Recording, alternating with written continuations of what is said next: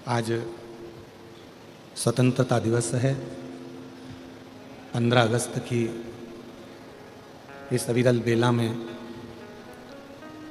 ना जाने कितने राष्ट्र के वीरों ने अपनी आहुतियाँ देकर आपको और हमको स्वतंत्रता प्रदान करी है। इससे 15 अगस्त की सभी भारतीयों को बहुत बहुत साधुवाद।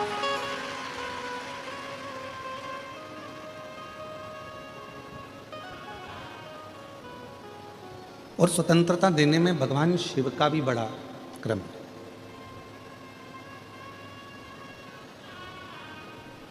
जगत गुरु शंकराचार्य जी ने अपनी वाणी में संपूर्ण जगत के लोगों को स्वतंत्रता का भाव व्यक्त किया।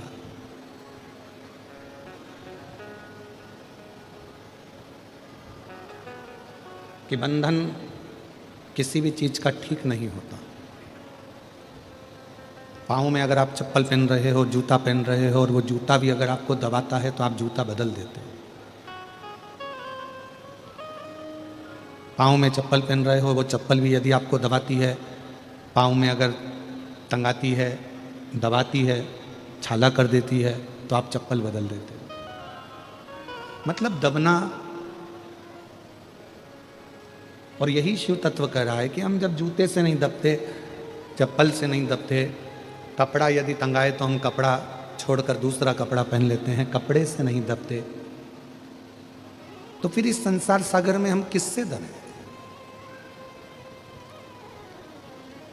कोई गलत काम मत करो जिंदगी में, केवल एक श्रेष्ठ कर्म करते करते अपनी जिंदगी को आगे बढ़ाओ।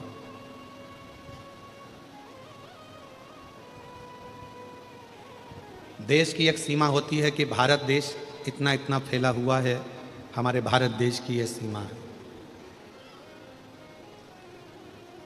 प्रदेश की एक सीमा होती है कि तेलंगाना यहाँ से लेकर वहाँ तक फैला हुआ है, इसके बाद में कर्नाटक लग जाएगा, उसके बाद में मध्य प्रदेश लग जाएगा, उसके बाद में उत्तर प्रदेश लग जाएगा, महाराष्ट्र लग जाएगा, राजस्थान लग जाएगा। एक जिले की भी सीमा होती है कि यह जिला यहाँ है। एक तहसील की भी सीमा होती है कि यह तहसील यहाँ से यहाँ तक है।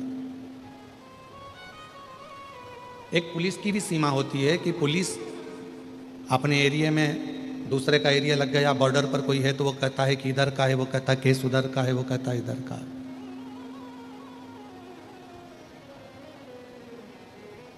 एक विद्युत विभाग की भी सीमा होती है,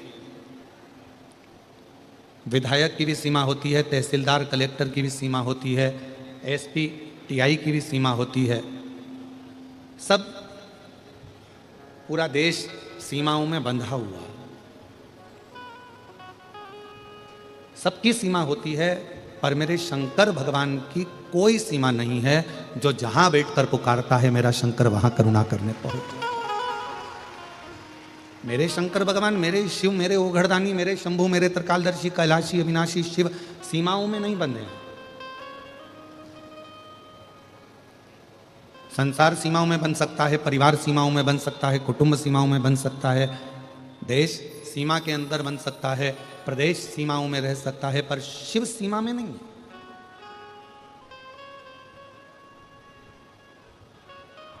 आज के जमाने में अगर विदेश की भूमि को भी खोदा जा रहा है तो उसमें से भी शिवलिंग निकल रहा है।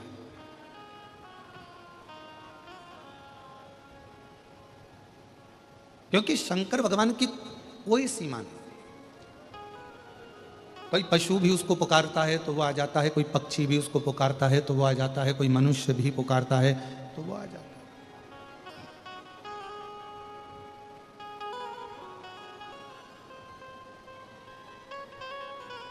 सीमाओं में बंधा हुआ परमात्मा कभी नहीं होता।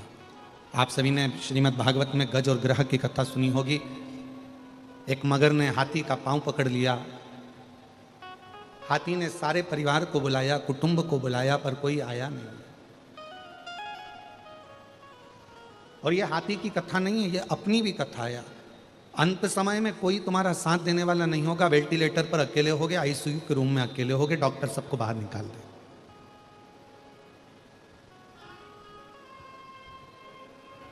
विपदा की घड़ी में कोई साथ देने वाला नहीं होता। विपदा की घड़ी में आपका विश्वास, आपकी मन की दृढ़ता, भरोसा ही आपका साथ देता है।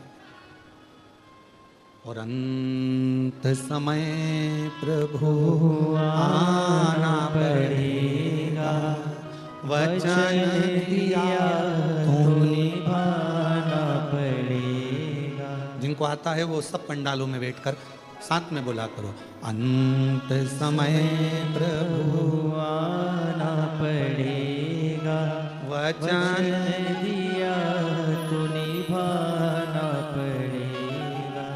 आए ना आए प्रभु कुटुंब कबीरा, अंत समय शिव आना पड़ेगा, अंत समय प्रभु आना पड़ेगा।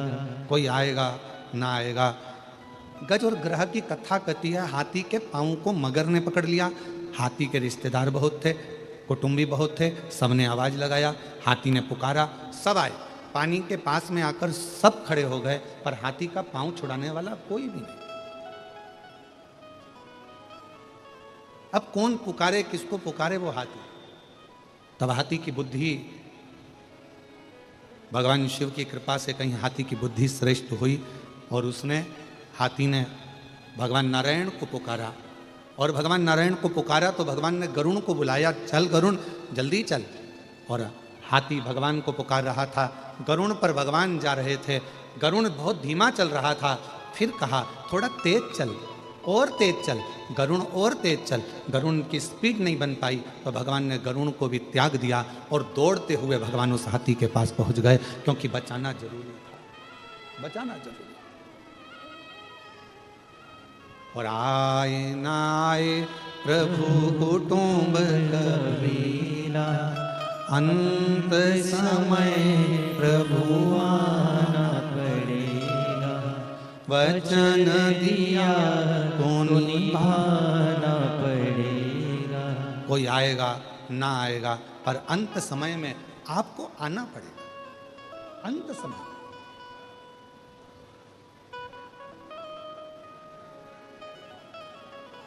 हमारे भारत की भूमि पर बिहार के मधुबनी में एक महादेव का मंदिर है। स्वयंभू प्रगट मेरे शंकर भगवान का एक शिवलिंग है, जिसको उगना महादेव कहते हैं। कौन सा महादेव है? उगना महादेव। आप लोग बोलो एक बार जम के, उगना महादेव। उगना, उगना महादेव। फिर से बोलो, उगना महादेव। ये भारत की भूमि पर वो शिवलिंग है जो स्वयंभू प्रगट है।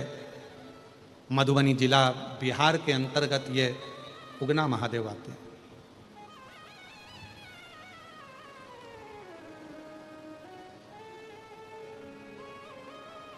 शिवजी का नाम ये सब उगना महादेव कैसे आ गया? उगना का मतलब होता है कि जो एकदम सुस्ती में रहता है, उदास रहता है, जिससे कोई काम ही नहीं होता है।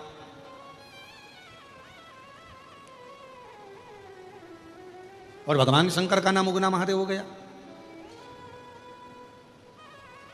शिव कथा कह रही है, भगवान शंकर का चरित्र कह रहा है। एक विद्यापति थे, बड़े अच्छे कवि थे, बहुत अच्छी कविता का पाठ करते थे, मैथिली थे, और अपनी कविता वो किसी को नहीं सुनाते थे। अगर सुनाते थे तो केवल देवाधिदेव महादेव को सुनाते थे, और किसी से अपने मन का भाव वो कहते नहीं थे। कविताओं के माध्यम से शिव जी की स्तुति किया करते थे।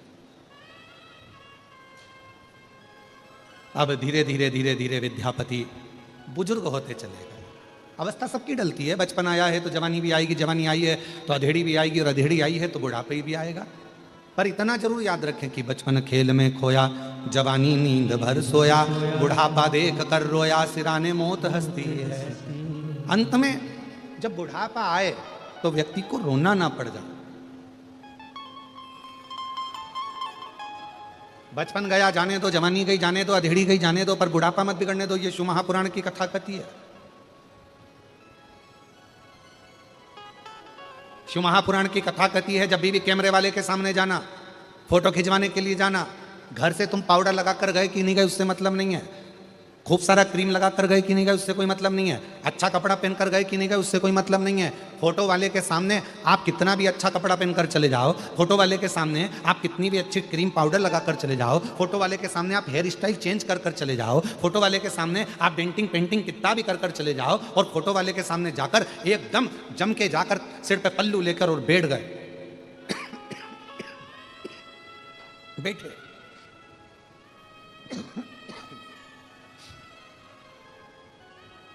और फोटो वाले ने फोटो खींचा, एक क्षण की बटन दबी और फोटो खींच गया। अब वो फोटो तुमने देखते से ही कहा क्यों, हमने इतना अच्छा कपड़ा पहना था, इतना अच्छा पेंटिंग करा था, पूरा स्वरूप सुधार कर आए थे, इतना डेंटिंग पेंटिंग कर कर आए थे, इतना अच्छा हेयर स्टाइल कर कर आए थे, पर तुमने तो हमारा फोटो बिगाड़ दिया। तो फोटो वाला बोलेगा बहन जी फोटो तो अच्छा आ जाता, आप कपड़े तो अच्छी पहनी थी, आपने श्रृंगार भी अच्छा करा था, आपने सारा आभूषण अच्छा पहना था, बस एक कमी फोटो में रह गई बहन जी। मैंने जब आपसे बोला था मैडम स्माइल प्लीज, उस समय पर आप स्माइल देना भूल गई, इसलिए ये फोटो बिगड़ गया। कपड़े से फोटो अच्छा नहीं आता, सुंदर स्वरूप से फोटो अच्छा नहीं आता, आप कैसी भी हेयर स्टाइल कर लो उससे फोटो अच्छा नहीं आता, आप कैसे कपड़े आभूषण धारण करे हो उससे फोटो अच्छा नहीं आता। शिव महापुराण की कथा कहती है फोटो को अच्छा लाने के लिए आपके चेहरे पर आप कैसे भी कपड़े पहने हो, कैसी भी हेयर स्टाइल है, कैसा भी चेहरा है, कैसा भी कुछ भी है, पर आपके चेहरे पर अगर स्माइल है तो फोटो अच्छा आकर ही रहता है। उसी तरह अंत समय में तुम्हारा बचपन कैसे भी गया, जवानी कैसी भी गई हो, अधेड़ी कैसी भी गई हो, पर बुढ़ापा जैसे आए और बुढ़ापे में जब मरने का समय आए, अंतिम श्वास चल रही हो, उस समय पर वैकुंठ अधिपति मेरे नारायण कैमरा लेकर खड़े होंगे, तुम्हारे प्राण छूट रहे होंगे, अंतिम श्वास चल रही होगी, और वो परमात्मा भी कहेगा अब बुढ़ापा है, मरने का समय है, थोड़ा सा स्माइल दे ले। स्माइल का मतलब है थोड़ा सा राम कह ले, कृष्ण कह ले, शिव कह ले। अंतिम समय में अगर थोड़ा सा भी भगवान का नाम ले लिया फोटो सुधर गया। और अंत समय सब बोलो सब प्रभु आना पड़ेगा, वचन दिया तो निभाना पड़ेगा, और आए ना आए प्रभु कुटुंब कबीरा अंत समय प्रभु आना कोई साथ देगा नहीं। बचपन गया जाने दो, तुमने कपड़ा कैसा भी पहना जाने दो, तुमने श्रृंगार, जवानी आई तुमने श्रृंगार कैसा भी करा जाने दो, अधेड़ी आई तुम कैसे भी जिंदगी जिए चलेगा, पर बुढ़ापा तुम्हारा बिगड़ना नहीं चाहिए। सबसे कठिन है बुढ़ापा, पर बुढ़ापे को संवारने का सबसे सुंदर तरीका है तुम्हारा मौन रहकर भगवान की भक्ति को धारण करना।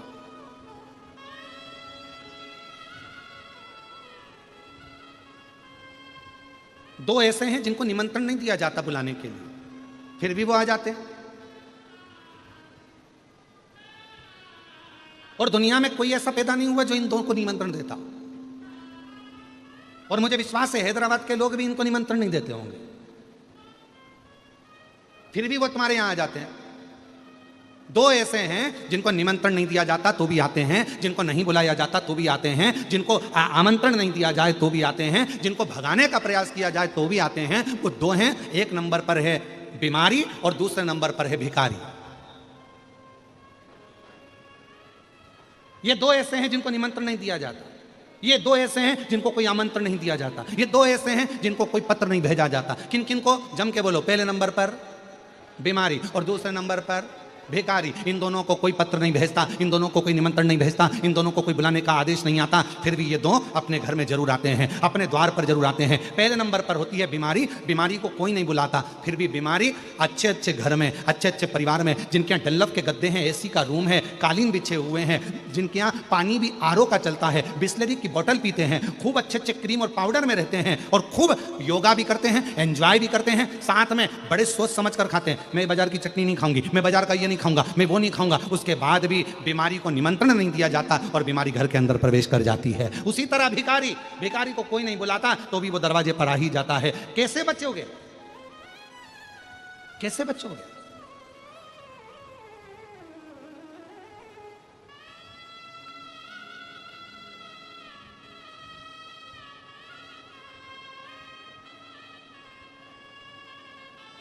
तो कहा दोनों से बचने का एक ही साधन है, दोनों से।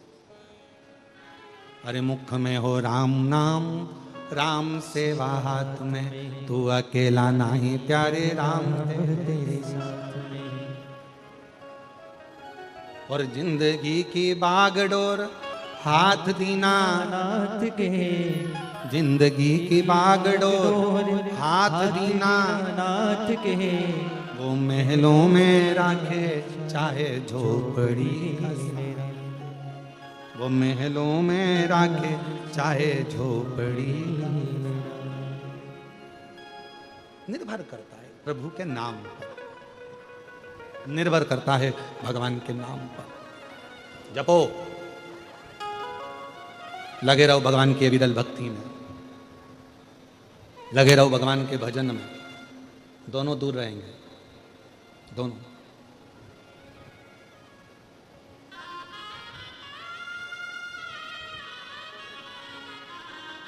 भजन करने वाले के पास भी बीमारी कम जाती है और भजन करने के वाले के पास भिखारी भी कम जाता है। उसको मालूम है ये तो पहले से ही ऐसा दिख रहा है, इसके पास क्या होगा।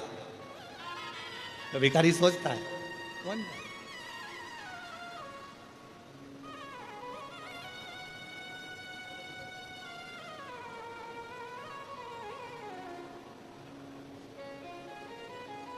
दूर है। कथा कह रही है, भगवान शंकर का चरित्र कह रहा है।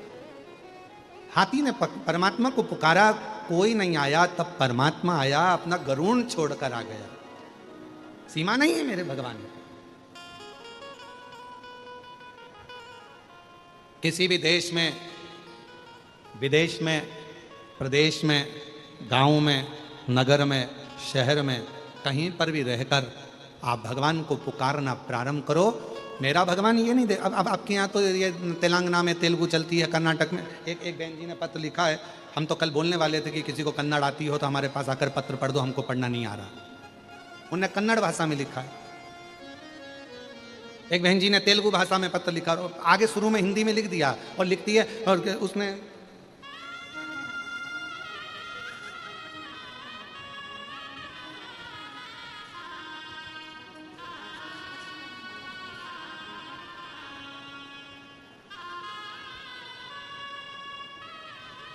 अब वो पत्र को ढूंढना पड़ेगा। उसमें उन्होंने आगे आगे हिंदी में थोड़ा थोड़ा कट में लिखा, मेरे को हिंदी नहीं आती है। अब हमने सोचा इतना लिखा था तो पत्र भी वैसे ही लिख देती।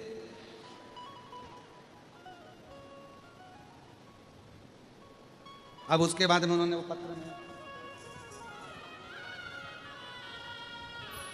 मिल गया। अब ऊपर तो उन्होंने लिखा, इरम्मा मल्लिकार्जुन विश्वकर्मा, गुलबर्गा कर्नाटक की रहने वाली हूँ। मुझे हिंदी बोलना, हिंदी ज़्यादा लिखना नहीं आता। पर भूतड़ा परिवार लिख दिया उसने कि इनको धन्यवाद। टीवी पे तुम्हें देखती हूँ, सुनती हो,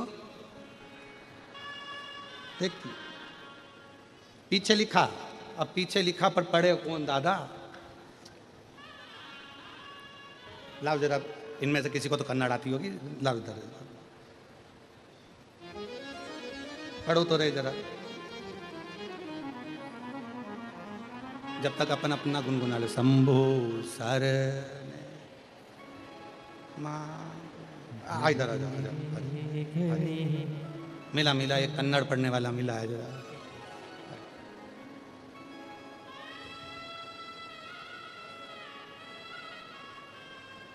और शंभो शरण पड़ी मांगो घड़ी घड़ी दुख काटो, दया करी दर्शन आतो। शंभु शरण पड़ी मांगो घड़ी रे घड़ी दुख काटो, दया करी दर्शन आतो। शंभु शरण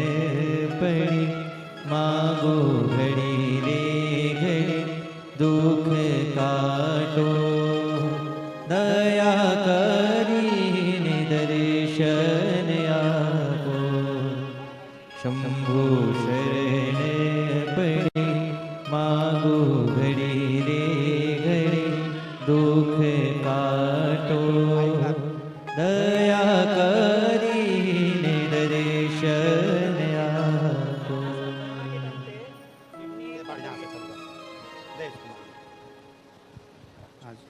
श्री शिवाय नमस्तुभ्यम। ईरमा मल्लिकार्जुन विश्वकर्मा उन्होंने कहा है कि गुलबर्गा से उन्होंने, गुरुजी मुझे नहीं मालूम था कि आपके बारे में, फिर मेरी फ्रेंड ने कहा कि मुझे आपके बदलपुरा कहा, जब से मैं मंदिर जाने लगी हूँ। कोरोना के टाइम पे नहीं एक सेकंड, कोरोना के टाइम पे मेरे पति को कहा मैंने, उनको किडनी का प्रॉब्लम था, रलिया और बाबा ना आशीर्वाद, ओके, तो भगवान की दया से मुझे अच्छा लगने लगा है अब। हम तो बाबा के भरोसे चलते हैं, हम तो बाबा के भरोसे चलते हैं। ये दुनिया वाले जलते हैं, ये दुनिया वाले जलते हैं, हम तो बाबा के भरोसे चलते हैं। बहुत भाव से मेरी जीजी, आपने जो पत्र लिखा है वो बड़े भाव से लिखा और हमने बड़े भाव से इसको पढ़वाया भी और बहुत सुंदर सुंदर भाव इसमें आपने व्यक्त किया। हम तो बाबा के भरोसे चलते हैं, हम तो बाबा के भरोसे चलते हैं। ये दुनिया वाले जलते हैं, ये दुनिया वाले जलते हैं, हम तो बाबा के भरोसे चलते हैं, हम तो बाबा के भरोसे चलते हैं। तो जो दिल से भाव से आपने लिखा, कहीं पर भी रहें, कोई प्रदेश में, कोई देश में, विदेश में, कोई जिले में, कोई शहर में, तुम्हारा मन पड़े जहां रहो, पर मुख से अगर भगवान का नाम पुकार रहे हो, हृदय से श्री शिवाय नमस्तुभ्यम कह रहे हो, तो ये निश्चित है कि पुलिस की सीमा हो सकती है, भारत की एक देश की सीमा हो सकती है, प्रदेश की सीमा हो सकती है, जिले की सीमा हो सकती है, तहसील की सीमा हो सकती है, पर मेरे बाबा की कोई सीमा नहीं है। जहां पुकारोगे, जब पुकारोगे, जैसे पुकारोगे, मेरा शंकर तुम्हारे सामने खड़ा हो। वो सीमा से हटा हुआ है, उसकी कोई सीमा। बस दिल से, हृदय से शिव को पुकारो। जैसे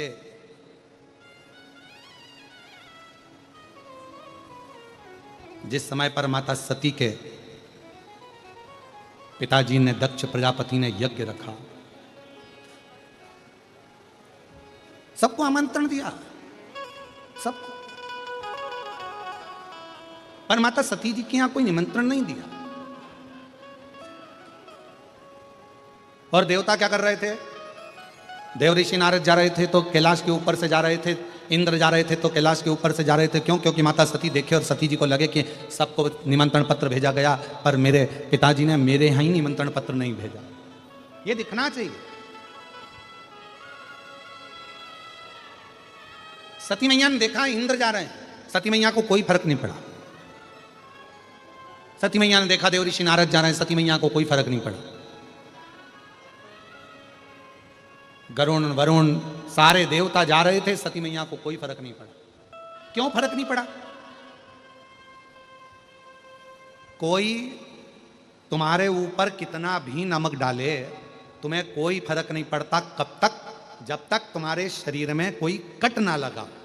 अगर तुम्हारे शरीर में कोई घाव है तो जरा सा नमक लगेगा और तुम तिल मिला जाओ, तिल मिला। शरीर में अगर घाव है तो तुम्हारे ऊपर नमक का थोड़ा सा भी भाव आएगा और तुम तिल मिलाओगे। जब तुम्हारे शरीर पर घाव ही नहीं है, तुम्हारे शरीर पर कोई कट ही नहीं है, तुम्हारे शरीर पर कोई चोट ही नहीं है, तो कोई कितना ही नमक डाले, तुम्हारे शरीर पर कोई कितना ही नमक डाले उसका कोई तिल मिलाहट आएगी नहीं। पर जैसे ही शरीर के ऊपर यदि कोई घाव रहेगा, शरीर के ऊपर यदि कोई कट रहेगा, शरीर के ऊपर कोई भी स्थान रहेगा, तो फिर वो नमक अपना असर करेगा, फिर वो नमक असर करता है।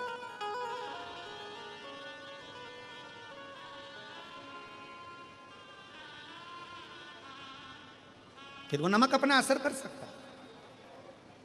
शिव महापुराण की कथा भी यही कहती है, किसी व्यक्ति ने आपको गाली दी, गाली असर कब करेगी? जब आपने गाली को वापस पलट कर यदि जवाब दिया है तो वो गाली आप पर असर करेगी। पर गाली कब तक असर नहीं करेगी? जब तक आपने पलट कर जवाब नहीं दिया। कोई पलट कर आप जवाब ही नहीं दे रहा।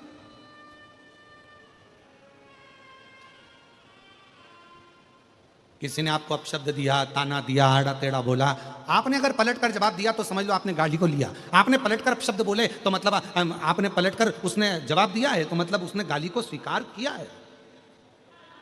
एक महाभारत का बड़ा सुंदर चरित्र है महाराज। जिस समय पर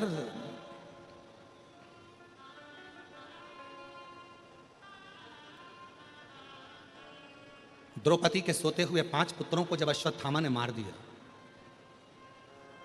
और भीम ने द्रौपदी के हाथ में तलवार पकड़ा दी और कहा, यह तलवार लो द्रौपदी, इस अश्वत्थामा को मार दो। द्रौपदी ने कहा, नहीं, मैं नहीं मार सकती। अरे इस अश्वत्थामा ने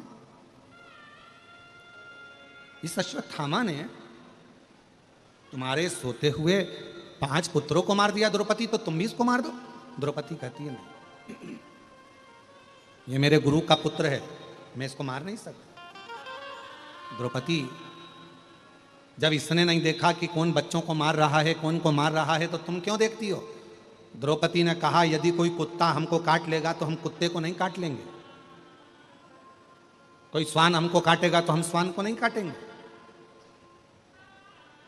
कोई सांप हमें काटेगा तो हम सांप को नहीं काट लेंगे, मैं इसको नहीं मार सकती। एक काम करो, इसके मस्तक पर जो मणि लगी है वो मणि निकाल कर फेंक दो, बाकी का और मुझे कुछ नहीं चाहिए। इसने मेरे बेटे को मार दिया, मैं अपने गुरु के पुत्र को नहीं मार सकती। ये द्रौपदी का चरित्र हमको कह रहा है, ये द्रौपदी का संवाद हमको कह रहा है कि यदि कोई हमको अपशब्द कह रहा है तो हम अपशब्द से जवाब क्यों दें? कोई हमको गाली दे रहा है तो हम गाली से जवाब क्यों दें?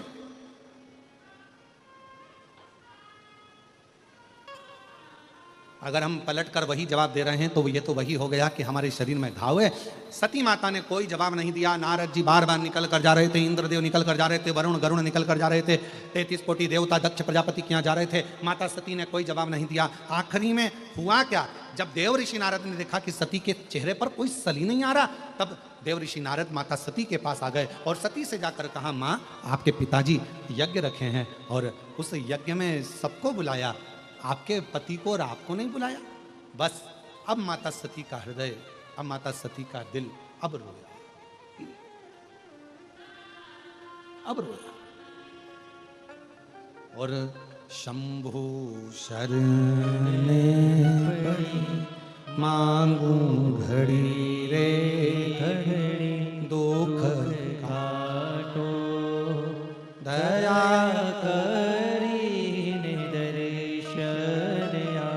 माता सती को लगा।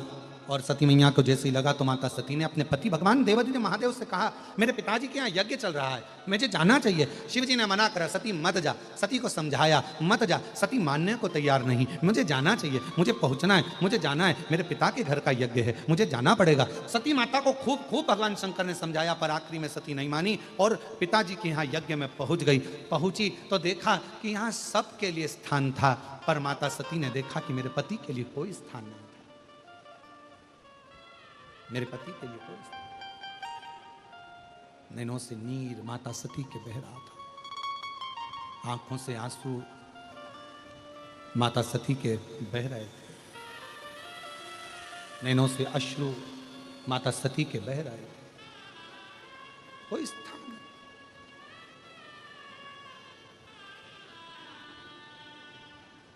कितना सुंदर कहा है माता सती ने, जरा ध्यान से सुनना एक एक। जितने भी आस्था चैनल पर कथा सुन रहे हैं, जितने फेसबुक यूट्यूब पर कथा सुन रहे हैं, और जितने भी इस भाग्यनगर हैदराबाद में शमशाबाद की इस पवित्र धरा पर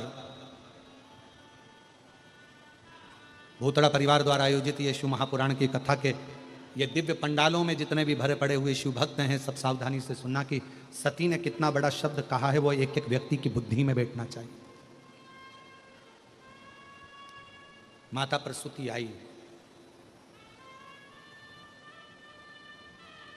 सती के सिर पर हाथ रखा।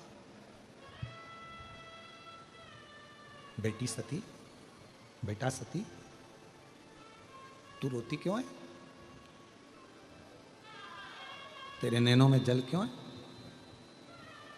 रोती क्यों है? ले सती, ये थोड़ा सा जल का आचमन कर ले।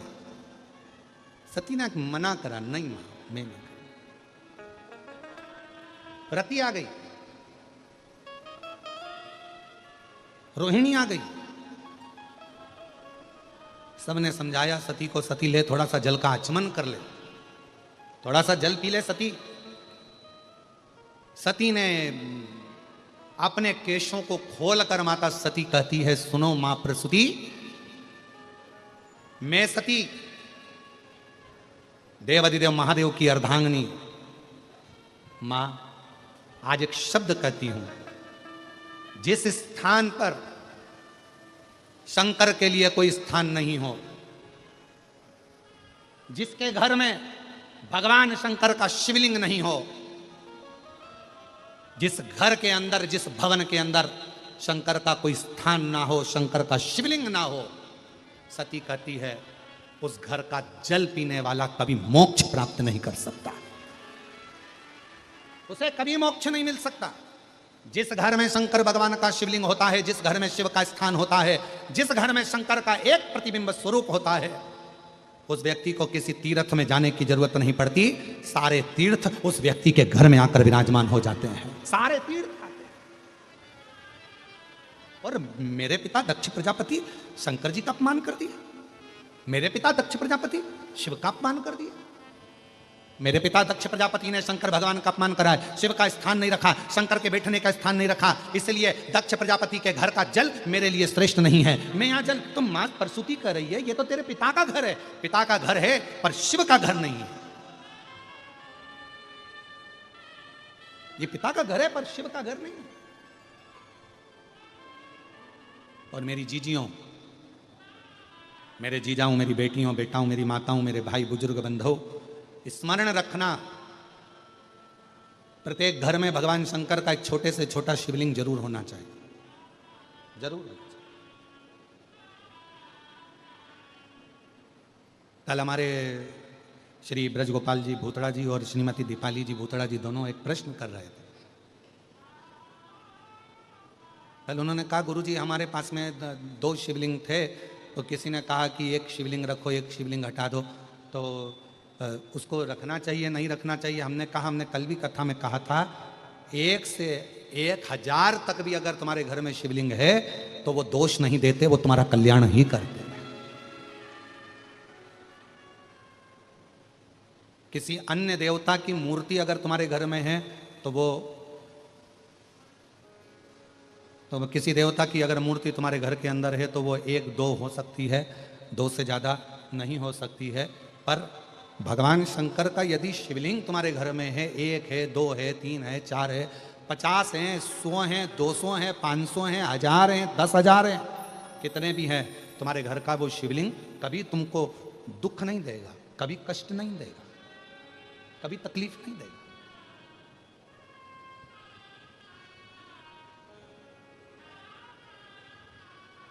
कितने भी शिवलिंग। और हाँ, एक बात याद रखना, अगर तुम्हारे घर के अंदर कोई शिवलिंग नहीं है तो शिव महापुराण की कथा कहती है, सती माता का चरित्र कहता है, फिर उस घर से गया हुआ व्यक्ति कितने भी तीर्थ कर आए, कितने भी तीर्थों का जल लेकर आ जाए और कितने भी तीर्थ कर आ जाए, उस तीर्थ का कोई फल नहीं होता अगर घर के अंदर शिवलिंग नहीं होता। घर के अंदर शिवलिंग का होना बहुत जरूरी, भले छोटा सा, भले छोटा, वो घर में होना चाहिए। और मैंने तेरे ही भरोसे। एक पत्र अच्छा है जी। बाबा तेरे ही भरोसे हवा विच उड़ती जावांगी, बाबा डोर गतो छड़ी नामे कटी जावांगी, भोले मैं तेरी पतन शंभू मैं तेरी पतन। बहुत बड़ा पत्र है। हैदराबाद भी बड़ा है ना, इसलिए पत्र भी बड़ा है। ठीक है। मैं प्रियंका राहुल सोनी, कहीं बैठी हो प्रियंका राहुल सोनी तो हाथ हिला सकते हैं, और अगर कहीं बैठे हों तो एक बेलपत्र लेने के लिए आ सकते हैं। मैं प्रियंका राहुल सोनी पुराना पुल हैदराबाद से हूँ। सबसे पहले मैं भूतड़ा जी को धन्यवाद करना चाहती हूँ और बाबा कुछ साधुवाद देना चाहती हूँ। शिव जी ने बड़ी कृपा करी। जो रक्षाबंधन का तोहफा ब्रजगोपाल जी, मैं ब्रजगोपाल भूतड़ा जी को साधुवाद दूं कि रक्षाबंधन का तोहफा ब्रजगोपाल जी आपने सभी बहनों को दिया है, इस पत्र में लिखा है। यह शिव कृपा। गुरु जी भोले बाबा का मैं क्या गुणगान करूं, मेरे पास शब्द कम पड़ जाएंगे।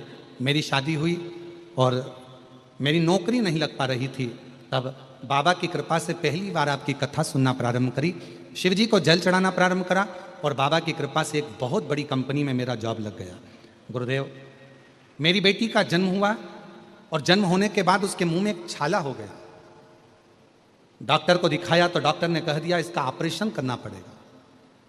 ऑपरेशन का डॉक्टर ने बता दिया, मगर मेरा विश्वास बाबा पर इतना था कि वो छाला एक ही हफ्ते में गायब हो गया और फिर मेरी बेटी पंजे पर चलती थी। वो पूरी खड़ी नहीं हो पाती थी, चल नहीं पाती थी, पर बाबा पर मेरा भरोसा पूर्ण था।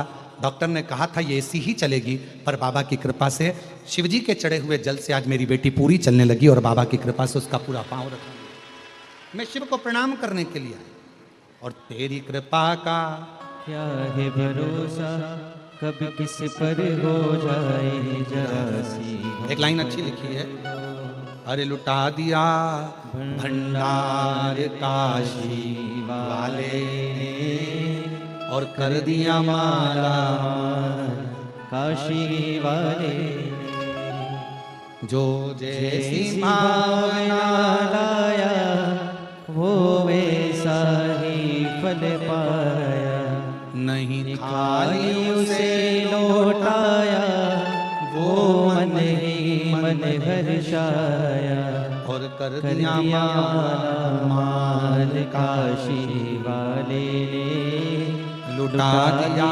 भंडार काशी वाले। एक पत्र और अच्छा है।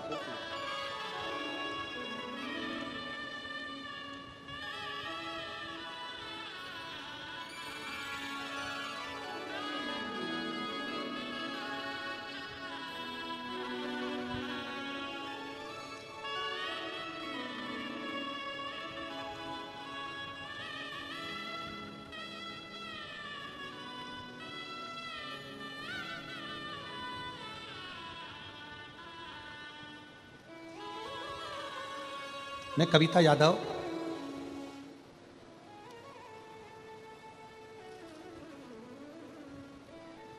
बी शंकर लाल यादव, हम हैदराबाद बेगम बाजार के निवासी हैं। कहीं बैठे हों तो हाथ हिला सकते हैं।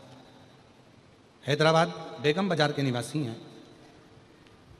बेलपत्री का शिवजी पर चढ़े हुए जल का मैं क्या वर्णन करूं गुरुदेव। मेरी शादी को 9 साल हो गए थे, मेरी उम्र भी 40 वर्ष की हो गई, पर संतान का सुख नहीं हुआ। गुरुदेव डॉक्टरों का इलाज करवाया, मन्नतें भी बहुत मांगी, पूजा पाठ भी बहुत किया, पर संतान का सुख नहीं आया। हमेशा हर जगह से नाराजगी ही हाथ लगी। अब करें तो करें क्या। तब आपकी कथा पहली बार सुनी और बाबा पर भरोसा जागृत हुआ। शिवजी का पशुपतिनाथ का व्रत, सफ़ेद आंकड़े की जड़ का प्रयोग और प्रदोष टाइम में बाबा का पूजन का विधान आपने जैसा बताया वैसा करा।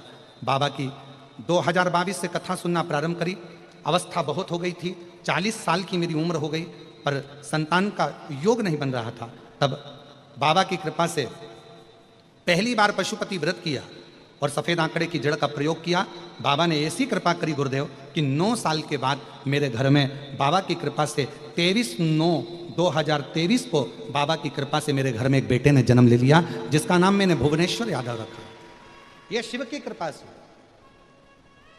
शंकर की उदारता से, एक विश्वास। कहीं पर भी रहो, सीमा हो सकती है देश की हो, सीमा हो सकती हो प्रदेश की हो, सीमा हो सकती हो पुलिस की हो, सीमा हो सकती हो एक विधायक की, एक सांसद की भी एक सीमा होती है, एक अध्यक्ष की भी सीमा होती है, पर मेरे शंकर भगवान की कोई सीमा नहीं। जिसने दिल से पुकारा, जिसने दिल से नाम लिया, मेरा शंभू वहीं आकर खड़ा हो वहीं।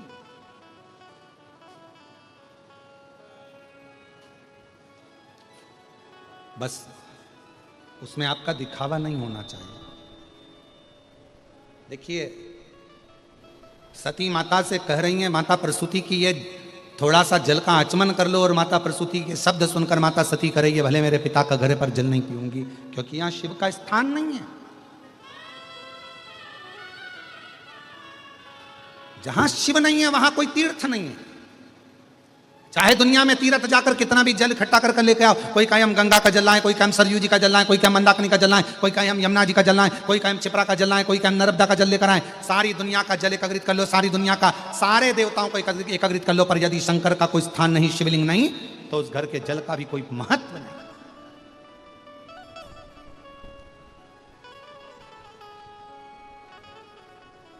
चाय कौन कौन पीता है? हाथ उठाओ जरा, जम के तो उठाओ जरा, हाथ तो उठाओ। चलो ठीक है। चाय की पत्ती को कितना भी उकालो, उसमें कड़वाहट होती कि नहीं होती है? चाय में कड़वाहटपन होता है कि नहीं होता है? होता है ना। शक्कर डाल दो चाय की पत्ती में, उसका कड़वापन जाएगा क्या? जम के तो बोलो।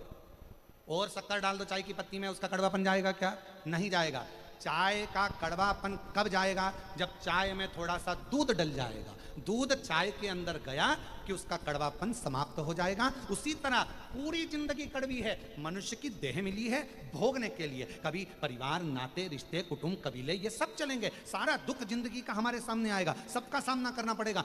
ये दुख, ये कड़वापन हमारी जिंदगी में चलता रहेगा। चाय में कड़वापन रहता है, कड़वाहट रहती है, पर चाय में कितनी भी शक्कर मिलाकर उकाल लो, पर चाय का कड़वापन चाय में हमेशा रहेगा। पर चाय के कड़वेपन को यदि कम करना है तो उसमें दूध डालना पड़ेगा, चाय का कड़वापन समाप्त हो जाएगा। दूध डालते से चाय की कड़वाहट समाप्त हो जाती है। उसी तरह जिंदगी में कितना भी कड़वापन हो, जीवन में कितना बड़ा भी दुख हो, शंकर के नाम का बस उच्चारण करते से ही हमारे जीवन का भी दुख समाप्त होता चले जाता है।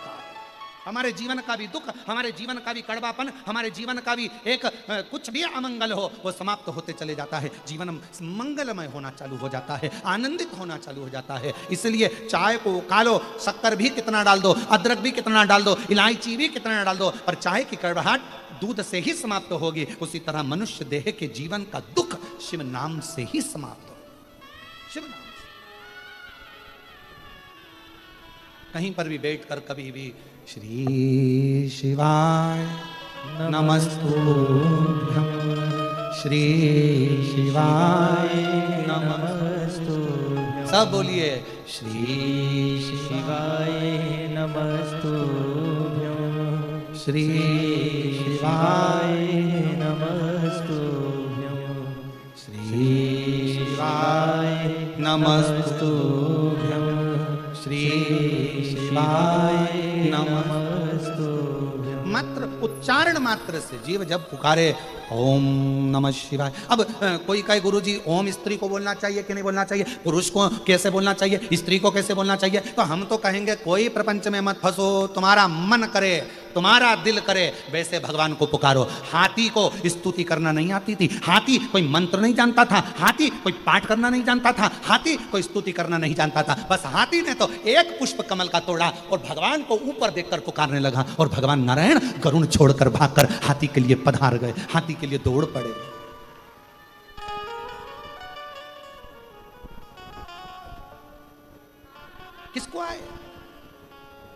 उगना महादेव की कथा कथी है, विद्यापति बुजुर्ग हो गए थे, कवि थे, शिव को कवि कविता का पाठ करते थे, बुजुर्ग हो गए थे, बूढ़े हो गए।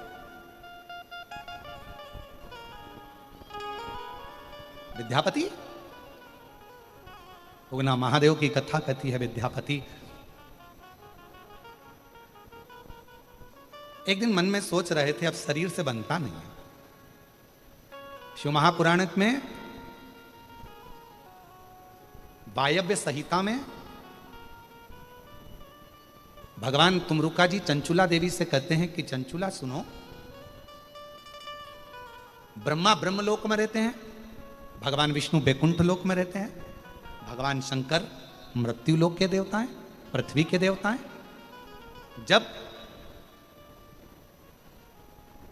संसार का मनुष्य पृथ्वी के देवता को भगवान देवाधिदेव महादेव के शिवलिंग पर एक लोटा जल चढ़ाता है, और जब मनुष्य की गति, मनुष्य का शरीर जब बेकार होता है, पांव से चलते नहीं बनता, हाथ से काम नहीं बनता, नेत्रों से देखते नहीं बनता, कानों से सुनाई नहीं देता, इंद्रियां साथ छोड़ देती है, तब तुमरुका जी चंचुला देवी से कहते हैं कि मृत्यु लोक के देव अधिदेव महादेव को जिसने एक लोटा जल चढ़ाया होता है, वो एक लोटा जल उसके बुढ़ापे में शंकर भगवान उसका हाथ पकड़कर उसका साथ देने के लिए उसके साथ साथ चलते हैं, साथ।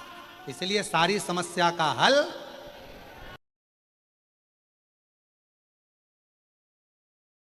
नारा है, श्री शिवाय एक लोटा जल, सारी समस्या का हल।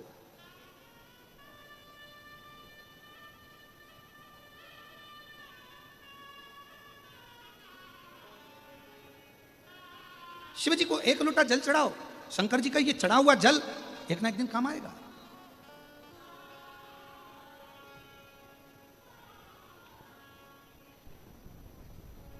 एक प्रसंग आप लोग कभी तुलसी बाबा के चरित्र में पढ़िएगा, वो एक लोटा जल लेकर जाते थे, थोड़ा सा कहीं ना कहीं वो जल ढोलकर चले जाते थे, वो जल भी उनका काम आया।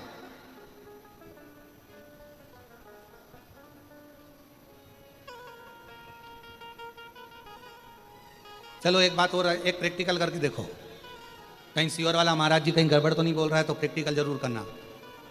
एक गमले में मिट्टी भरी है, उसमें कोई बीज तुमने नहीं लगाया, उस गमले में कोई बीज नहीं है, कोई पौधा नहीं है। तुम एक काम करो कि रोज उस गमले में थोड़ा थोड़ा जल डालना चालू करो।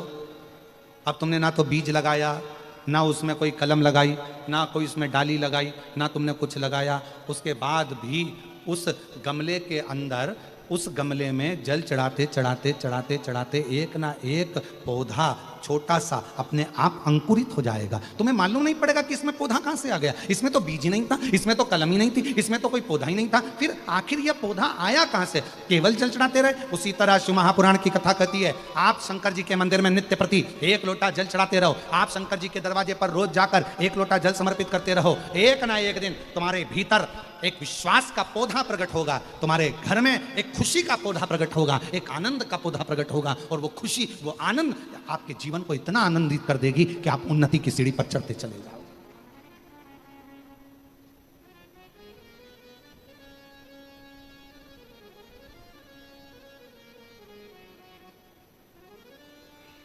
उगना महादेव की कथा कहती है विद्यापति,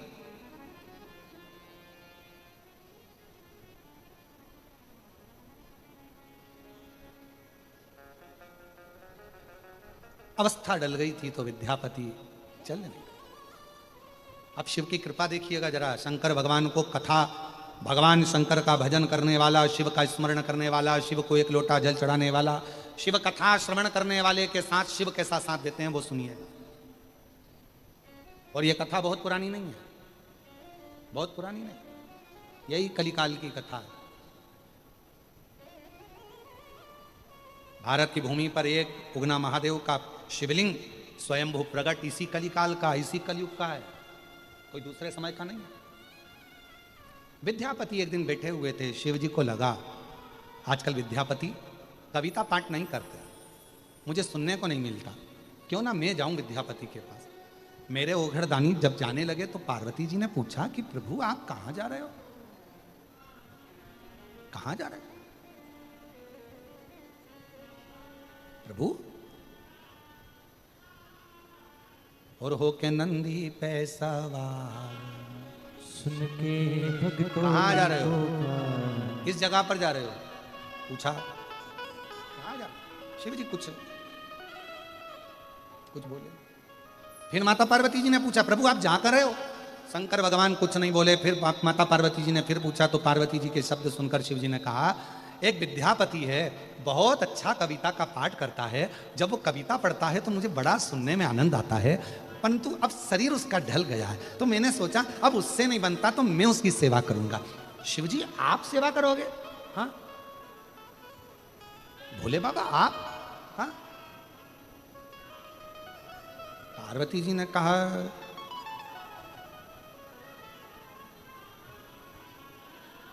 प्रभु ये तो उल्टी रीति नहीं हो जा रही है? दुनिया के लोग महादेव की सेवा करें ये चल जाएगा, पर महादेव दुनिया के लोगों की सेवा करें यह कहां से चलेगा?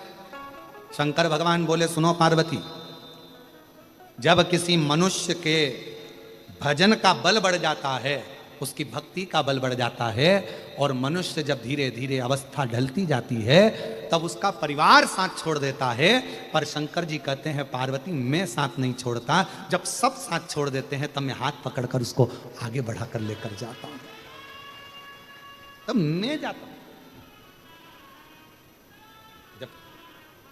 जब कोई नहीं आता भोले बाबा आते हैं, जब कोई नहीं आता भोले बाबा आते हैं, मेरे दुख के दिनों में वो बड़े काम आते हैं, मेरे दुख के दिनों में वो बड़े काम आते हैं। जब कोई नहीं आता भोले बाबा आते हैं, जब कोई नहीं आता भोले बाबा आते हैं, मेरे दुख के दिनों में वो बड़े काम आते हैं, मेरे दुख के दिनों में वो बड़े काम आते हैं। कोई नहीं आए, मैं आऊंगा। फिर वही वाली लाइन आ गई, अंत समय प्रभु आना पड़ेगा, वचन दिया तो निभाना पड़ेगा।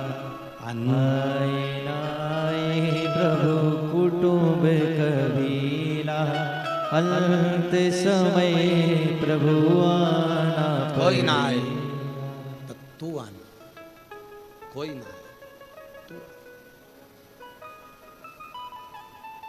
कोई साथ दे नहीं तब तू देना।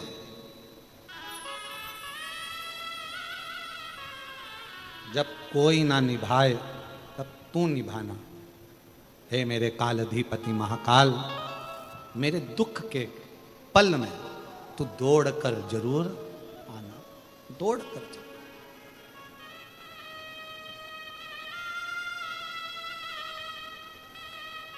तब तू आना, और तेरी कृपा से, तेरी दया से, तेरी करुणा से सुख का अनुभव। ओ बाबा रे, तेरे बिना भी क्या जीना हो, प्रणाम। तेरे बिना भी क्या जीना। फूलों में गलियों में, काशी की गलियों में, फूलों में गलियों में, काशी की गलियों में, तेरे बिना कुछ कहीं ना, तेरे बिना भी क्या जीना। शिव तत्व बच्ची के मुंह में छाला आ गया था और डॉक्टर ने ऑपरेशन का कह दिया था, वो छाला ठीक नहीं बताया था। बड़ी दुखी थी। डॉक्टर कहे कि ऑपरेशन शीघ्र कराओ, पर विश्वास रखा, सीओर पहुंच गई कुबेरेश्वर बाबा के धाम।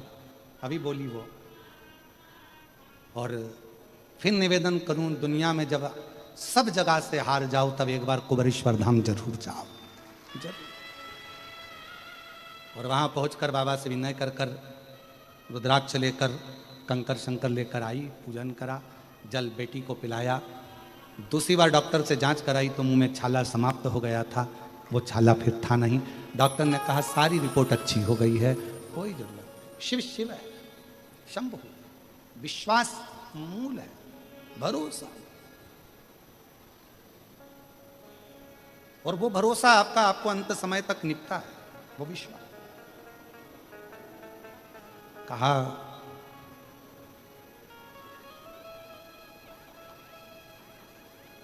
विद्यापति के लिए शिव जी कह रहे हैं कि मैं जाऊंगा, और विद्यापति के लिए भगवान देवादिदेव महादेव भगवान शंकर स्वयं गए। स्वयं एक सेवक का रूप रख लिया, तन पर एक पिछोड़ा था, वस्त्र नहीं था,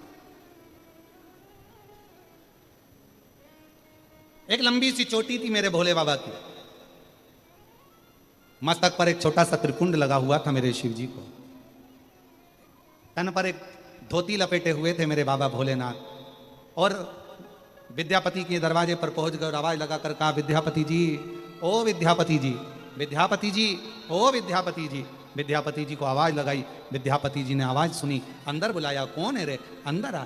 तो कहा मुझे काम की जरूरत है, मैं आपके यहाँ काम करना चाहता हूँ, मेरा कोई भी नहीं है संसार में, मैं आपका कोई भी काम कर दूंगा, मुझे रख लो। विद्यापति जी ने कहा मेरे को तो खुद खाने के लाले पड़ रहे हैं, मेरे पास कुछ धन नहीं, दौलत नहीं, संपदा नहीं, मेरे पास में कोई धन नहीं है, दौलत नहीं है, संपदा नहीं है, मैं तुझे क्या दूंगा, मेरे पास तो कोई तेरे को देने के लिए तनख्वाह भी नहीं है। इतने में शंकर भगवान जो एक साधारण से मनुष्य के रूप में थे, कहा मुझे कुछ मत देना, आप तो बस मुझे 2 समय का भोजन दे देना, बहुत है। विद्यापति जी बोले 2 समय का भोजन? शिव जी ने कहा चलो ठीक है, एक काम करो कि 1 समय का भोजन दे देना, बस बहुत है। इतने में भगवान शंकर को देखकर विद्यापति के मन में आया, कैसा साधारण सा उगना जैसा बालक है, चलो ठीक है, आज से मैंने तेरा नाम उगना रख दिया है, उगना, चल ठीक है, तू काम करते रहना, तुझे 1 समय का भोजन मिलेगा। अब तो उगना काम में लग गया। विद्यापति जी जब कविता पाठ करते, उगना बैठ जाता, सुनता और काम में लगा रहता। धीरे धीरे धीरे धीरे समय बीता। एक दिन नगर के राजा के यहाँ से सूचना आ गई कि विद्यापति को हमारे घर में आकर कविता का पाठ करना पड़ेगा।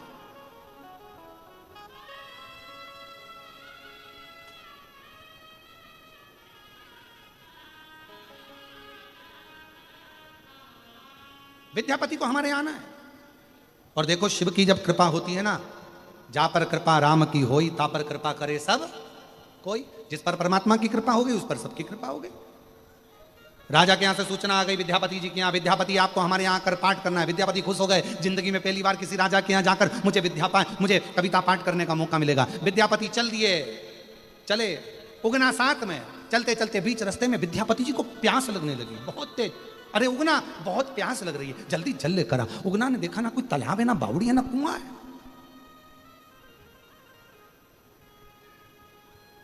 ना तालाब है, ना बावड़ी है, ना कुआं। अब उगना करे पानी कहां से लाऊं, पानी कैसे लाऊं? उगना ने सोचा मेरे स्वामी को भूख लगी है, विद्यापति को भूख लगी है, प्यास लगी है, पानी तो देना पड़ेगा। उगना एक पेड़ की छांव में गए और उन्होंने लगाया, हाथ में लिया एक लोटा, अपनी जटा में से बहा दी गंगा, लोटा भरा और लेकर विद्यापति के पास पहुंच गए। ले लो स्वामी जी, जल लो। जो विद्यापति ने जल पिया, पीते सही उगना से कह दिया ये जल ना तो कुआं का है, ना बावड़ी का है, ना तालाब का है, ना सरोवर का है, ना खड्डे का, ना बारिश का है। अरे उगना सत्य बता, ये जल कौन सा है? उगना ने कहा प्रभु बस मैंने लाकर दे दिया, तुम तो पानी पीने से मतलब रखो। भगवान ने इतने में विद्यापति बोले तुझे मेरी सौगंध बताना, पानी कहां से लाया? तब मेरे शंकर भगवान ने अपना असली स्वरूप दिखाया, गंगा में से जटा में से जल लेकर आया। ये जल आपको लाकर कौन करेगा सेवा?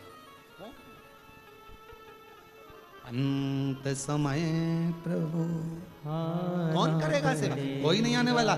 पलंग पर अकेले पड़े रहोगे, आईसीयू में अकेले पड़े रहोगे, वेंटिलेटर पर पड़े रहोगे, अकेले पड़े रहोगे, कोई साथ देने वाला नहीं आएगा। अंत समय में, अंत घड़ी में परिवार के लोग भी हॉस्पिटल के बाहर होंगे, कुटुंब के लोग बाहर खड़े होंगे। अंत समय में जो तुमने भगवान शिव की आराधना करी है, शंकर को 1 लोटा जल चढ़ाया, शिव की उपासना करी, वो महादेव तुम्हारे पलंग के पास में वही शिव खड़े की खड़े मिलेंगे, वही शिव खड़े की।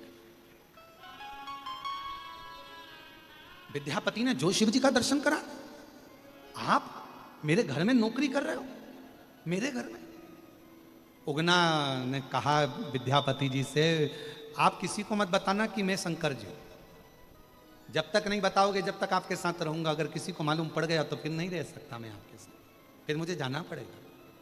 विद्यापति ने कहा मैं किसी को नहीं बताऊंगा, पर मुझे छोड़कर कहीं मत जाना। विद्यापति और उगना साथ रहने लगे। 4 महीने बीत गए। 4 महीने बाद एक विद्यापति की धर्म पत्नी सुशीला ने उगना को एक काम बताया। उगना कविता को सुनने में ऐसे लगे थे कि वो काम करना भूल गए। काम करना भूल गए तो उगना को मारने के लिए विद्यापति की धर्म पत्नी सुशीला जलती हुई लकड़ी लेकर आ गई। जलती हुई लकड़ी। और जो उगना को मारने के लिए जलती हुई लकड़ी लेकर आई, उगना की पीठ पर जलती हुई लकड़ी से सुशीला ने मारना प्रारंभ करा। उगना चिल्ला रहा, उगना चिल्ला। विद्यापति जी के कानों में शब्द गया, उगना उगना उगना। कहां उगना? दौड़ते दौड़ते उगना उगना चिल्लाते हुए विद्यापति जी आए और जो देखा कि सुशीला मेरी पत्नी तो मार रही है। अरे छोड़ डंडा, क्यों मार रही है? छोड़ दे छोड़ दे। पर वो छोड़ने को तैयार नहीं हुई। खूब मारा। तब आखिरी में विद्यापति से रहा नहीं गया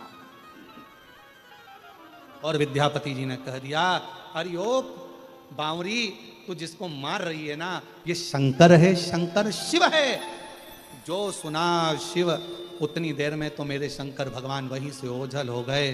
सुशीला रोती रह गई, विद्यापति की आंख से आंसू बहते रह गए। विद्यापति ने भोजन करना छोड़ दिया। मैं शिव के बिना कैसे रहूं? कैसे? नैनों से जल गली गली में ढूंढ रहे हैं शिव जी को, शिव मिलते हैं। फूलों की कलियों में, काशी की गलियों में, फूलों की कलियों में, काशी की गलियों में, तेरे बिना कुछ कहीं ना, तेरे बिना भी क्या जीना। ओ बाबा रे,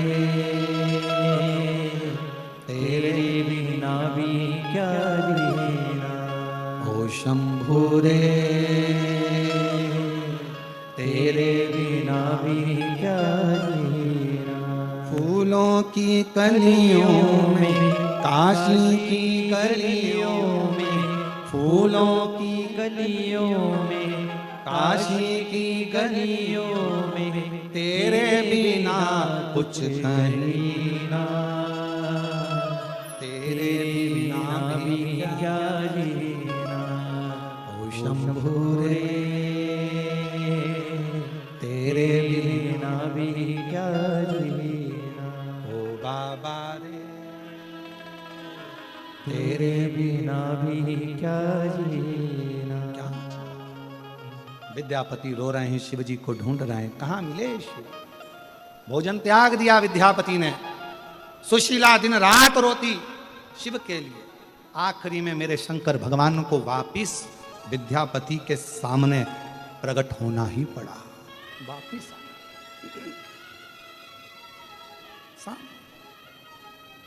विद्यापति जी की आंख से आंसू बहने लगे। शिव आप? हाँ, मुझे ये जटा वाला शिव नहीं चाहिए, मुझे तो मेरा उगना शिव चाहिए। उगना के रूप में शंकर जी ने जो दर्शन दिया तो विद्यापति हाथ जोड़कर बोले, अब कभी मत जाना, कभी मत जाना, बहुत मुश्किल से मिले हो, कभी मत जाना। शंकर भगवान विद्यापति के सामने ही शिवलिंग का एक रूप धारण कर लिए। कहा, सुनो विद्यापति, इस कलिकाल में तुमने मुझे प्रकट करा है। विद्यापति, आज से ये शिवलिंग मेरी जगह पर उगना के नाम से यहीं पर स्थापित होगा। बिहार के मधुबनी जिला के अंतर्गत आज भी उगना महादेव विद्यापति के लिए वहां पर विराजमान हो गए। शिव जी ने कह दिया, सुनो विद्यापति, संसार का जो मनुष्य इस उगना महादेव का दर्शन कर लेगा, वो दुनिया में संसार सागर में कभी दूसरा जन्म नहीं लेगा, वो मेरे ही धाम को चला जाएगा। मेरे ही धाम, वो उगना महादेव।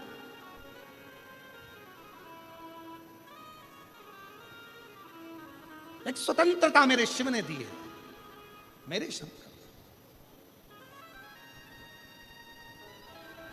बस अपने कर्म को करते हुए, अपने कर्म के आनंद को करते हुए अपनी जिंदगी की सार्थकता को सिद्ध करो।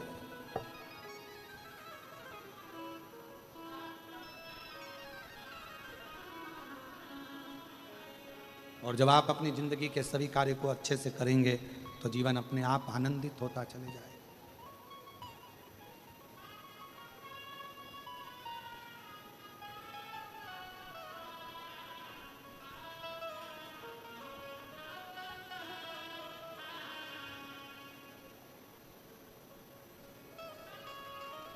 शिव का नाम उच्चारण करते हुए, शिव तत्व को धारण करते हुए चलिए, चलिए। और अपनी किस्मत का ताला हो, अपनी किस्मत का ताला तुम खोलते चलो। श्री शिवाय नमस्तुभ्यं तुम बोलते चलो। श्री शिवाय नमस्तुभ्यं तुम बोलते चलो। अपनी किस्मत का ताला हो, अपनी किस्मत का ताला हो, अपनी किस्मत का ताला तुम खोलते चलो। श्री शिवाय नमस्तुभ्यं तुम बोलते चलो। श्री शिवाय नमस्तुभ्यं तुम बोलते चलो। जितने पंडालों में बैठे हुए दोनों हाथों से ताली से बजाते बढ़ाओ के साथ।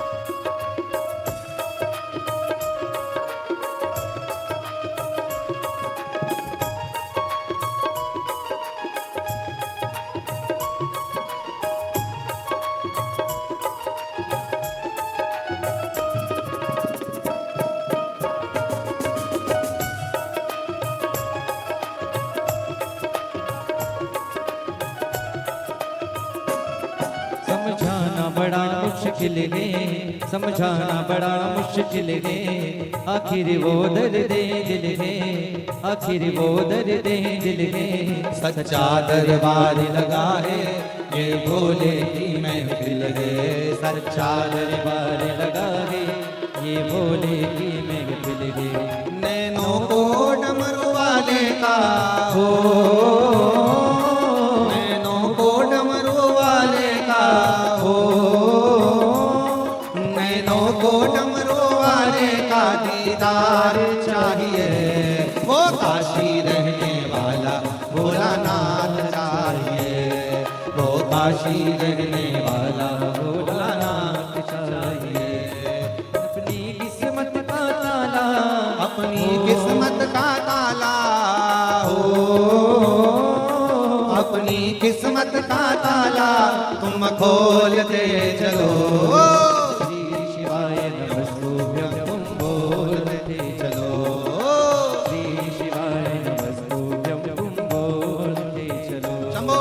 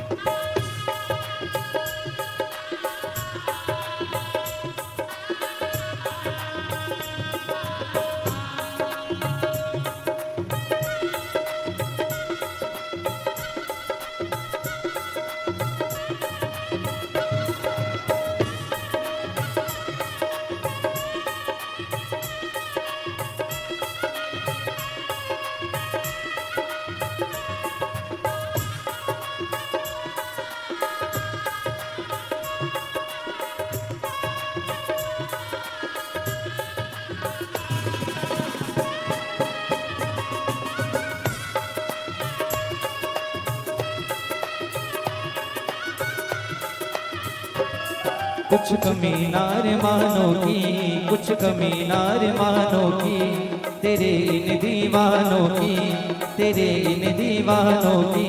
मुझको मदहोश बनाए करतार तेरे नैनों की, मुझको मदहोश बनाए करतार तेरे नैनों की।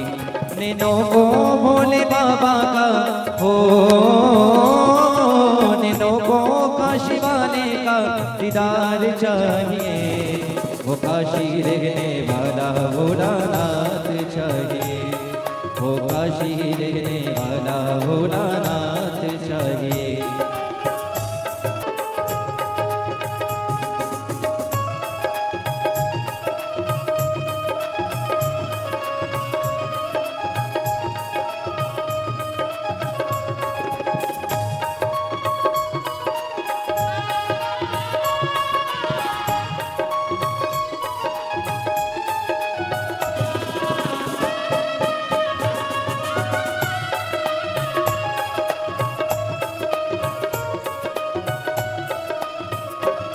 भक्तों के तुम प्यारे हो, भक्तों के तुम प्यारे हो, तुम जिगरी दिल वाले हो, तुम जिगरी दिल वाले हो।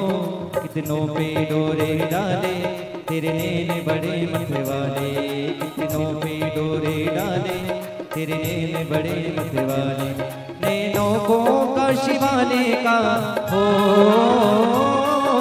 नैनों को डमरू वाले का दीदार चाहिए, वो काशी रहने वाला भोलानाथ चाहिए, वो काशी रहने वाला भोलानाथ चाहिए।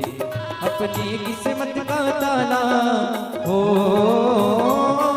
अपनी किस्मत का ताला तुम खोलते चलो, श्री शिवाय नमस्तुभ्यं तुम बोलते चलो, श्री शिवाय नमस्तुभ्यं तुम बोलते चलो।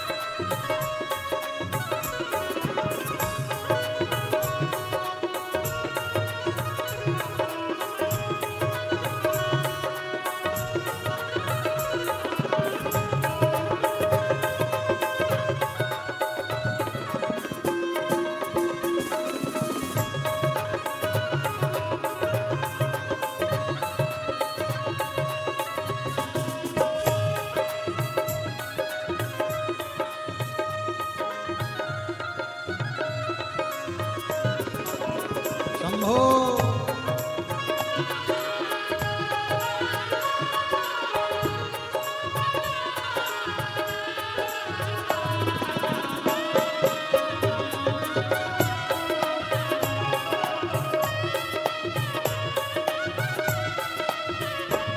समझाना बड़ा मुश्किल है, समझाना बड़ा मुश्किल है, आखिर वो दर्द दिल है, आखिर वो दर्द दिल है। सच्चा दरबार लगा है ये भोले की महफिल है, सच्चा दरबार लगा है ये भोले की महफिल है, सच्चा दरबार लगा है ये भोले की महफिल है, सच्चा दरबार लगा है ये भोले की महफिल है। नैनों को डमरू वाले का हो, नैनों को डमरू वाले का हो, नैनों को काशी वाले का दीदार चाहिए, वो काशी रहने वाला भोलानाथ चाहिए, वो काशी रहने वाला भोलानाथ चाहिए। अपनी किस्मत का ताला हो, अपनी किस्मत का ताला तुम खोलते चलो, श्री शिवाय नमस्तुभ्यं तुम बोलते चलो, श्री शिवाय नमस्तुभ्यं तुम बोलते चलो, श्री शिवाय नमस्तुभ्यं तुम बोलते चलो, श्री शिवाय नमस्तुभ्यं तुम बोलते चलो, श्री शिवाय नमस्तुभ्यं तुम बोलते चलो, श्री शिवाय नमस्तुभ्यं तुम बोलते चलो, श्री शिवाय नमस्तुभ्यं तुम बोलते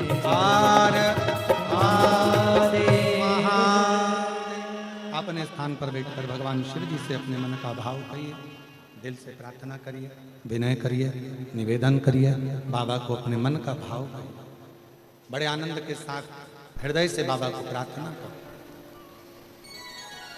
कल भगवान कृष्ण की जन्माष्टमी महापर्व भी है।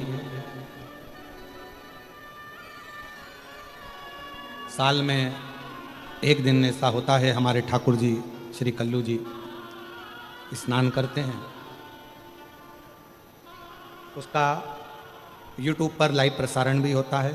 तो शाम को कल 7 बजे कल्लू जी के स्नान का लाइव प्रसारण होगा, दर्शन करना। हम जहाँ ठहरते हैं वहीं से कल्लू जी का स्नान, ठाकुर जी का स्नान होता है। तो भूतड़ा परिवार में ही कल हमारा वहीं पर, जहाँ हमारा निवास है वहीं पर ही भगवान का स्नान होगा, और उसका प्रसारण हमारे YouTube चैनल पर और आस्था के YouTube चैनल पर भी शाम को 7 बजे से 8 बजे तक 1 घंटा बाबा का, ठाकुर जी का, जैसा हर साल का नियम है वैसा कि वैसा ही हमारे जो विद्वत ब्राह्मण जन हैं, जो हैदराबाद के भी ब्राह्मण जन हैं वो भी, और साथ में जो ब्राह्मण जन हैं वो भी बड़े प्रेम से कल लाइव प्रसारण में कल्लू जी का स्नान, श्रृंगार, पूजन कल 1 घंटे का शाम का सभी लोग आस्था चैनल पर भी और हमारे YouTube चैनल पर भी दर्शन करेंगे। भाव से शिव कथा करें। और ये कथा आज कथा का 3रा दिन रहेगा, 2 दिन की कथा हो रही है। फिर 1 तारीख से 7 तारीख तक कथा जो हमारे गादी की रहती है, छोटा उसका स्वरूप होता है, वो टीवी पर नहीं आती है, जो अग्रवाल धर्मशाला सीहोर में होती है। तो कृपया वहाँ इतनी जगह नहीं रहती, वहाँ ना आए। 9 तारीख से 9 सितंबर से 15 सितंबर तक भीलवाड़ा राजस्थान में शिव महापुराण की कथा रहेगी। वो कथा का लाभ आप और हम सब भीलवाड़ा की पवित्र भूमि पर, राजस्थान की भूमि पर बैठकर उस कथा का लाभ लेंगे, और आस्था चैनल पर भी उसका प्रसारण आनंद से हो। तो भीलवाड़ा वालों को बहुत बहुत बधाइयाँ, जिनके इस पवित्र क्षेत्र में श्राद्ध पक्ष की पहली कथा भीलवाड़ा के अंतर्गत श्रवण करने का सौभाग्य मिलेगा, शिव तत्व को जानने का, प्राप्त करने का सौभाग्य मिलेगा। शिव कथा कर रही है, भाव से, आनंद से सभी लोग शिव जी से अपने मन का भाव कहेंगे, प्रार्थना करेंगे।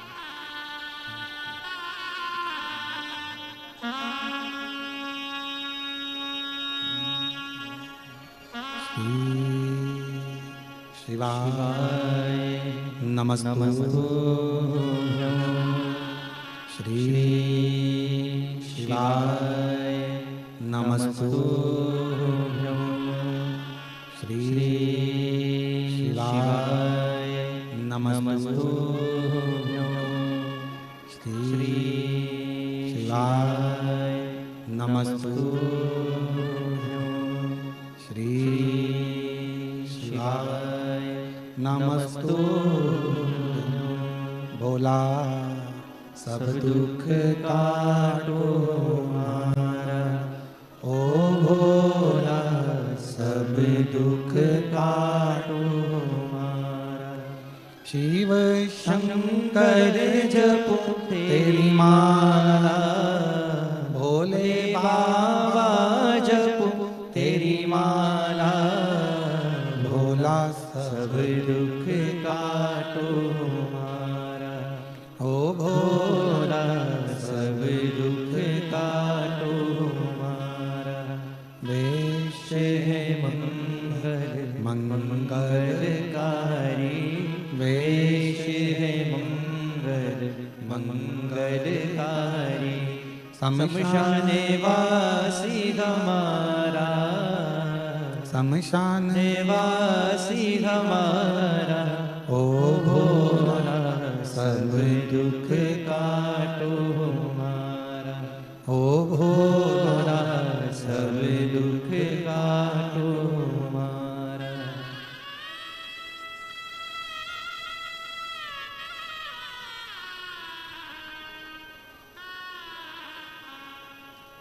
बाबा दैवती ने महादेव भगवान शिव उगड़दानी प्रकालदर्शी कैलाशी विनाशी शिव की कथा कर रही है।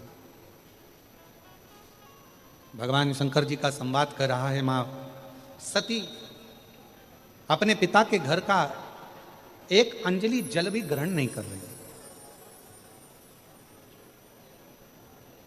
और जहां शिव का नाम नहीं है, जहां भगवान शंकर का अनुमोदन नहीं है, जहां भगवान शिव का स्मरण नहीं है, जहां शंकर भगवान का कोई शिवलिंग नहीं है, वहां का जल पीना भी श्रेष्ठ नहीं। ये शिव महापुराण की कथा कहती है। बोल बम का नारा है, शिव तत्व जहां पर है वहां का आनंद पाइए। शिव कथा कहती है, भगवान शंकर का चरित्र कथा है, शिव महापुराण की कथा कहती है। वही सती माता अपने पिता के घर में दक्ष प्रजापति के यहाँ जब उनने देखा कोई स्थान नहीं, और मां सती ने अपने प्राणों को अपने पिता के घर के यज्ञ के कुंड में ही छोड़ दी। एक गलती माता सती से हुई, और हमारा निवेदन है वो गलती कभी जिंदगी में आपके साथ ना हो जो माता सती से हुई है। माता सती से जो गलती हुई है वो सती माता की गलती क्या थी? जो यज्ञ हो रहा था, अनुष्ठान हो रहा था, यज्ञ चल रहा था, अनुष्ठान चल रहा था, यदि सती माता को क्रोध की अग्नि में जलना ही था, यदि सती माता को अपने प्राण त्यागना ही थे, तो शिव महापुराण की कथा कहती है कि यज्ञ की अग्नि में नहीं त्यागना था, यज्ञ कुंड के नजदीक में नहीं त्यागना था, उस यज्ञ की अग्नि से दूर अपने प्राणों को त्यागना। जब हमारे यहाँ कोई सत्यनारायण जी की कथा हो रही हो, पूजन हो रही हो, अर्चना हो रही हो, ब्राह्मण देवता हमारे घर में विराजमान है, यज्ञ करा रहे हैं, अनुष्ठान करा रहे हैं, पूजन करा रहे हैं, अर्चना करा रहे हैं, शिव महापुराण की कथा कहती है अगर आपको क्लेश करना है, आपको झगड़ा करना है, आपको विवाद करना है, तो जब पूजन हो रही है उसको छोड़ो, उसके बाद में कर लेना।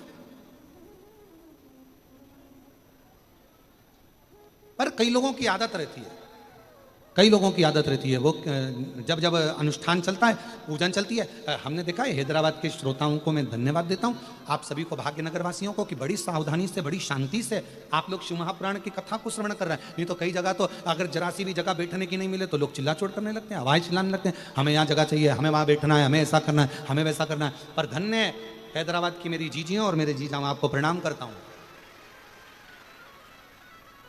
बड़ी सावधानी से आप लोग कथा श्रवण कर रहे हैं और बड़े भावों से सुन रहे हैं।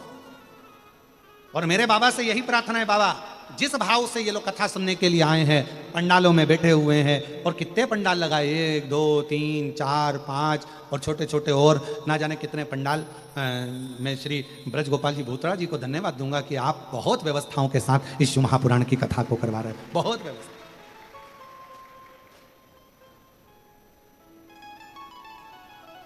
और पूरी टीम जितनी लगी हुई है, और यहाँ के पूरे पुलिस प्रशासन को भी मैं धन्यवाद देता हूँ, पूरी पुलिस प्रशासन को जो इतनी सुंदर व्यवस्था को संभाल रहे हैं। एक बार जोरदार ताली बजाकर उनके लिए भी साधुवाद। यहाँ के IG, DIG, commissioner, collector, SP, SSP, pi, यहाँ के थानेदार, सबको साधुवाद है। यहाँ के पुलिस प्रशासन को साधुवाद है, चिकित्सा विभाग को साधुवाद है, जो सुंदर व्यवस्थाओं को संभाल रहे हैं। बहुत बहुत। और दिल से सुनो, हृदय से।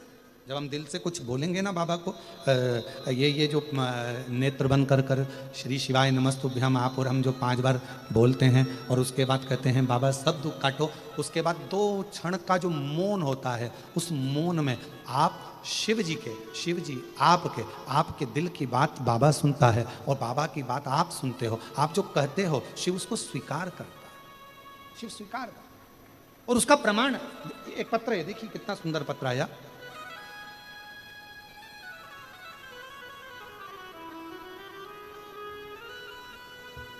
मैं श्री ब्रज गोपाल जी भूतड़ा परिवार को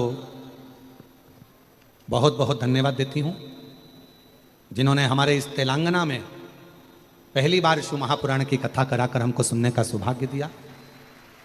गुरुजी वर्षा स्वामी जंगम परिवार से हूँ, कहीं बैठी हों, वर्षा स्वामी अगर कहीं बैठी हों तो एक बेलपत्र लेने के लिए आ सकती हैं। वर्षा स्वामी, जंगम परिवार से हूँ, तालुका मुखेड़, जिला नांदेड़, गांव नंदगांव, महाराष्ट्र की रहने वाली हूँ। मेरी बेटी का नाम दिव्या स्वामी और बेटे का नाम आर्निया स्वामी है। मेरे बेटे को जन्म के 2 वर्ष के बाद खून की उल्टियाँ शुरू हुई। तब हमने नांदेड़ के हॉस्पिटल में दिखाने से पता पड़ा कि लीवर बहुत ज़्यादा डैमेज है और बड़ी बीमारी हो गई है, किसी बड़े दवाखाने में लेकर जाना पड़ेगा। हम उसको बड़े दवाखाने में दिखाने को बताया। फिर हमने उसको मुंबई के MGM हॉस्पिटल में दिखाया। तो हॉस्पिटल में इलाज करते करते 12 साल निकल गए, पर उसकी बीमारी ठीक नहीं हुई। गुरुदेव, 2020 में इतनी तकलीफ हो गई कि एक दिन में 7 से 8 उल्टी की खून की होने लगी। दवाखाने मुंबई लेकर गए, लॉकडाउन भी चला, सारा इलाज करवाया, पर बेटे के लीवर ने काम करना चालू नहीं करा। डॉक्टर के हिसाब से ये कभी ठीक नहीं हो सकता, ये डॉक्टर बोल दिए। डॉक्टर ने आखिरी में कह दिया कि आप इसको घर ले जा सकते हैं। हम डॉक्टर साहब से बोले आप इसमें और, जब हमने 12 साल इलाज करवाया है तो और कुछ इलाज करवाइए, पर डॉक्टर ने मना कर दिया। अब करें तो करें क्या, डॉक्टर भी गारंटी नहीं दे रहा। तब हम दवा खाने मुंबई से लेकर अपने घर आ गए। डॉक्टर ने तो थोड़े से महीने दिए थे गुरुदेव, पर बाबा की कृपा किसको कहते हैं। पड़ोसन ने कहा कि पशुपति व्रत करो। मैंने पहली बार पशुपति व्रत के बारे में जाना। बेटे को हेडफोन लगाकर शिव महापुराण की कथा सुनवाते, बेलपत्र खिलाते और बाबा के आश्रित हो गए। आज मैं बाबा को धन्यवाद देने के लिए आई हूं कि जो मुंबई के हॉस्पिटल नहीं कर पाए, बाबा के 1 लोटे जल ने कर दिया। आज मेरा बेटा पूर्ण तरह से स्वस्थ हो गया और उसका लीवर काम करने लगा। आज मैं बाबा को यहाँ बेटे को साथ लेकर आई हूँ और बाबा ने मेरे बेटे को पूर्ण तरह से स्वस्थ कर दिया। मैं शिव जी को प्रणाम करने के लिए कहीं बैठी हूँ और अपने बेटे को अगर लाई हूँ तो लेकर आ सकती हूँ। एक लाइन अच्छी लिखी है, वो भी आप और हम गुनगुना लेते हैं। सुनकर भक्तों की होके नंदी से काशी नगरी से आए हे मेरे भोलेनाथ, सुन के भक्तों की पुकार होके नंदी पे सवार काशी नगरी से आए हे मेरे भोलेनाथ। दिल से प्रार्थना करें, हृदय से जब हम भगवान को कहेंगे, दिल से प्रार्थना करेंगे, दिल से विनय करेंगे, निवेदन करेंगे, बाबा को अपने मन का भाव कहेंगे तो बाबा सुनता है। सती मैया ने एक गलती कर दी, माता सती ने की। सती माता ने अपने प्राणों को, माता सती ने अपने प्राणों को यज्ञ की शाला में, यज्ञ कुंड के पास में, यज्ञ वेदी के पास में अपने प्राणों को त्याग दिया। जब कोई अनुष्ठान चल रहा हो, कोई पूजन चल रही हो, कोई आराधना चल रही हो, कोई अर्चना चल रही हो, कोई प्रार्थना चल रही हो, याद रखो कभी भी